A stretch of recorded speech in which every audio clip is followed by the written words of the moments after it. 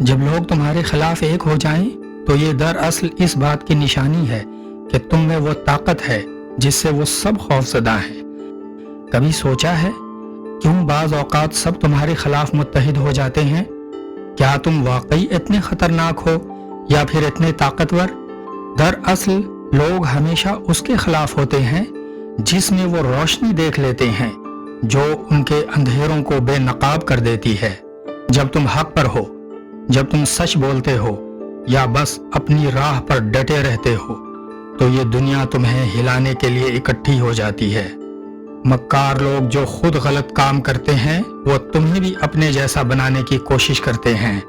وہ چاہتے ہیں کہ تم جھک جاؤ تاکہ تمہاری سچائی ان کے جھوٹ کے مقابل نہ آ سکے، لیکن تم نے ثابت قدم رہنا ہے، کیونکہ اگر برائی کے لیے مجمع بھی اکٹھا ہو جائے تو برائی اچھائی میں نہیں بدل سکتی۔ اتحاد ہمیشہ کمزوروں کا ہتھیار ہوتا ہے، طاقتور اکیلا بھی سب پر بھاری ہوتا ہے۔ تو جب سب تمہارے خلاف ہوں، دل چھوٹا مت کرنا، یہ ان کا اعلان ہے کہ تم ان سب سے زیادہ مضبوط ہو۔ خاموش رہو، اپنے سفر پر ڈٹے رہو، کیونکہ طاقت شور نہیں کرتی، صرف اثر چھوڑتی ہے۔